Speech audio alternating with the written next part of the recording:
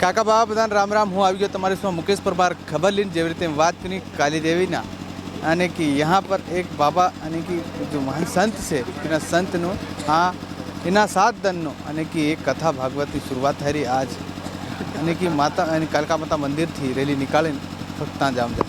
हमारी हाथे जो त्याना जो भक्त समिति से कार्यकर्ता है त्या भी यहाँ से हमने मसानिया से पूछी कि वालसिंह मसानिया जी ये कार्यक्रम क्या है, हूँ कल से हानि हारो तुम ये रैली निकाली रहा है। ये धर्मरक्षक सेवा समिति ने जो स्थापना 2013 में थाई 3 था लेन धर्म जागरण अभियान नो काम प्रत्येक गाम में चाले।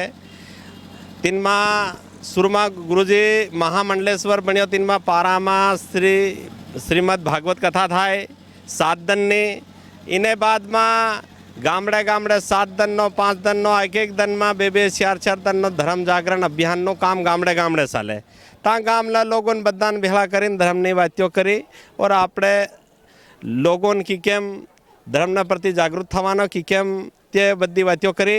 और एवी ने एवी 2017 में महामंडलेश्वर स्वामी प्रणवानंद जी महाराज जी नेतृत्व में ये यात्रा माँ माही थी लीन माँ अनाज तक एवं 11 दिन की पदयात्रा निकाली गामड़े गामड़े धर्म जागरण नो संगड़ो सलाड्यो और एवं प्रत्येक गाम में चालतो रह्यो।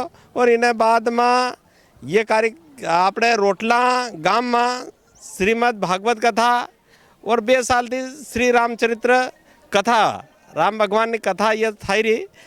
तो ये 2 साल ही थी गया एम कर 6-6 साल से लगत इनमें बड़ी आपड़ो कहीं भंगोरियों होली त्यौहार आवे इना रूप में पूरा गाम ना 1 महीना थी पहली तैयारी करे। कहीं ना मनखो घाघरा खिवाड़े कहीं ना सीतरा खिवाड़े पागड़ियों ले बदा तैयारी धूमधाम थी कि हमारे गाम में एक त्यौहार ना रूप में श्रीमद भागवत कथा या राम कथा थाई रही तीनों एक त्यौहार ना रूप में मनावे और पूरी धूम धड़ाका थी जो कार्यक्रम करे। और इनमें बड़े उत्साह के साथ बदा मन को रात दिन तीन में यज्ञशाला बनावा में काम में लागे तीन में भोजन बनावा 7 दिन नो भंडारो भी महा थाय इना जुलूसारो एवी कई प्रकार की तैयारों में बड़ा उत्सव न थाते बदा लागे से इनमें।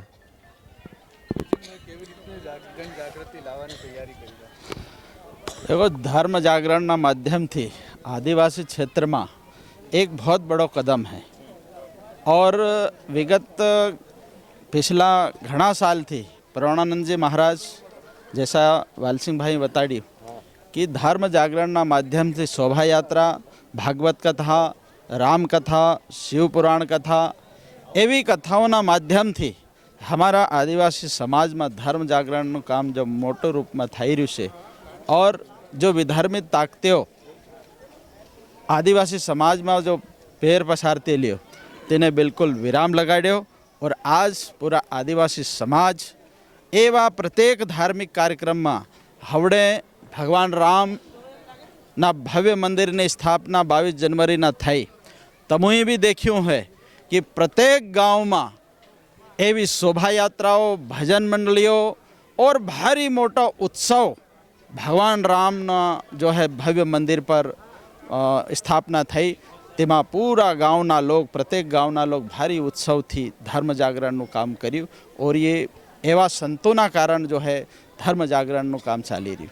एनी कथाना माध्यम थी सोरा जवान से तीहों शू फायदो मळे कि पहली बात कि हमने सनातन धर्मनो एक नया युगनो उद्गव थयो और राम भगवान की स्थापना थी।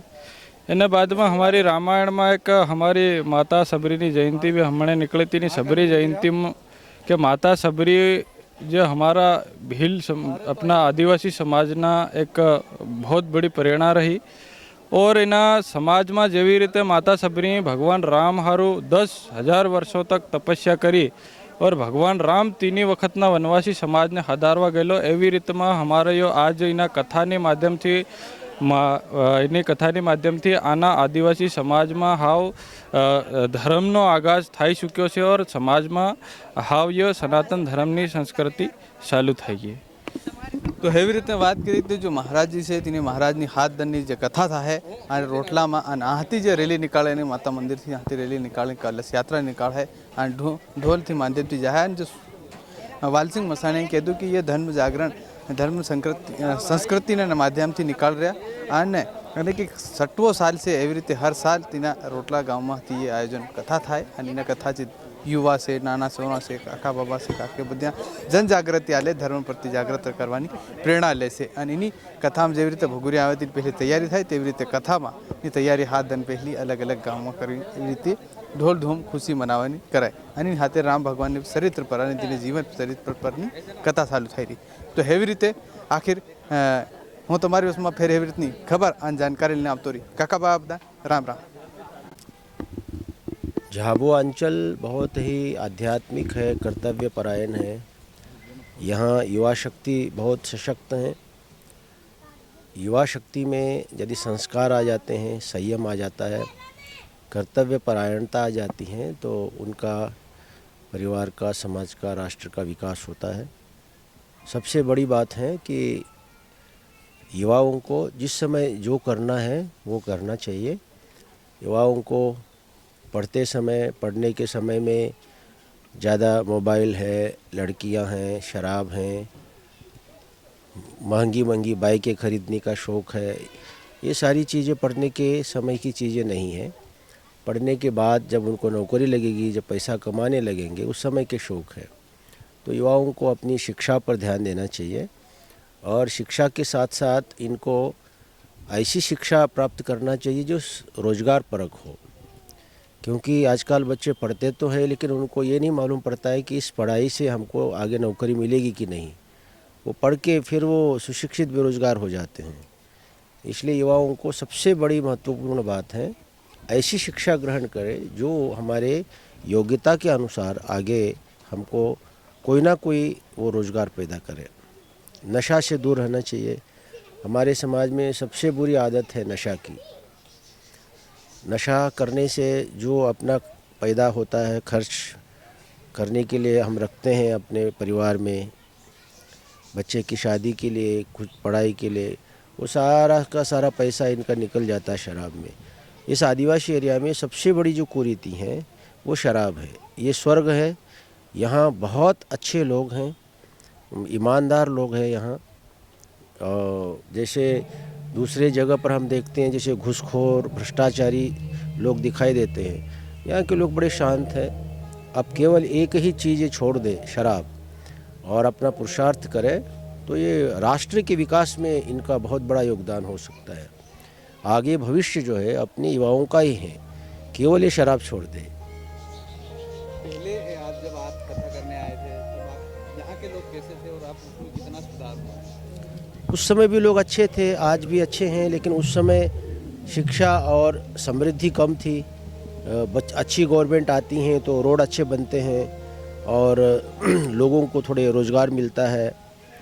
मूलभूत जो ढांचा है वो निर्मित होने से बहुत सुधार है। पहले 2009 में जब मैं यहाँ आया था बहुत अधिक गरीबी थी, लोगों के पास मुश्किल से मोटरसाइकिल थी, अभी 4 व्हीलर है।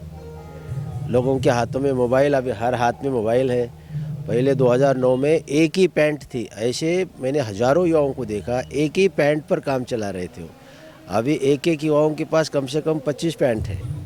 धर्मांतरण को लेकर झाबुआ और आसपास के इलाके धर्मांतरण तो ये हमारे समाज का बहुत बड़ा कलंक है, क्योंकि हमारी जो संख्या है वो धर्मांतरण कम करता है और लोकतंत्र में और लंबे समय तक समाज को जीवित रहने के लिए उसका बहुसंख्यकी जो आंकड़ा है वो बनाए रखना बहुत आवश्यक है। आपको कम करते जाएंगे, वो आपकी मानसिकता को विकृत कर लेंगे, समाज में विभाजन पैदा कर देंगे।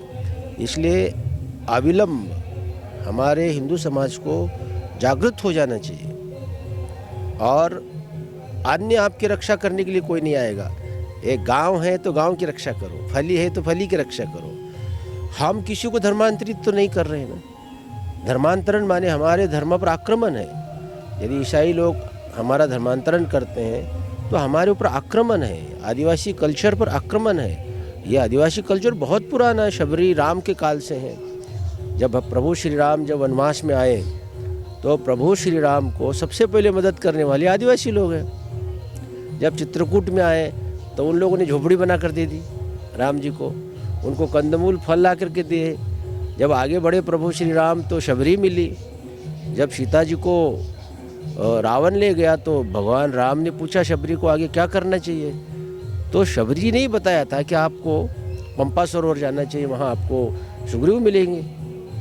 वहाँ गए, हनुमान जी मिले। ये कौन थे? ये सारे वनवासी जनजाति लोग थे। हनुमान जी भी जनजाति हैं, सुग्रीव जनजाति हैं। पूरा का पूरा रामायण इतना प्राचीन सब जनजाति लोगों के ऊपर आधारित है। ये ना हनुमान जी को आप हटा दीजिए, आपके रामायण में बचता क्या है? ये बहुत कल्चर अपना सुदृढ़ है, समृद्ध है, और ये हमारे सनातन हिंदू धर्म की रीढ़ है। आदिवासी समुदाय, हमारी जो ऋषि संस्कृति है वो इसी समुदाय से पनपी है, पल्लवित पुष्पित हुई है। हमारे सारे ऋषि मुनि वन में चले जाते थे, वानप्रस्थ बोलते हैं। यहाँ जो भी आदमी आध्यात्मिक होता था वानप्रस्थ हो जाता था। वानप्रस्थ माने वन की ओर चला जाता था। तो वन में कहाँ रहता था वो? इन्हीं लोगों के बीच में रहते थे। सुदृढ़ समृद्ध संस्कृति हमारी है, और इस संस्कृति की रक्षा के लिए धर्मांतरण को अविलंब बंद किया जाना चाहिए। असह्य ये कैंसर है ये हमारे आदिवासी समुदाय के लिए। इसलिए गांव के स्तर पर, फली के स्तर पर, शहर के स्तर पर जहां भी ऐसे कुछ तत्व होंगे उसको रोक देना चाहिए। कानून का आश्रय ले, बल प्रयोग करें। हम हिंसा का सहारा लेने की बात तो नहीं कहते हैं, लेकिन रोक देना चाहिए।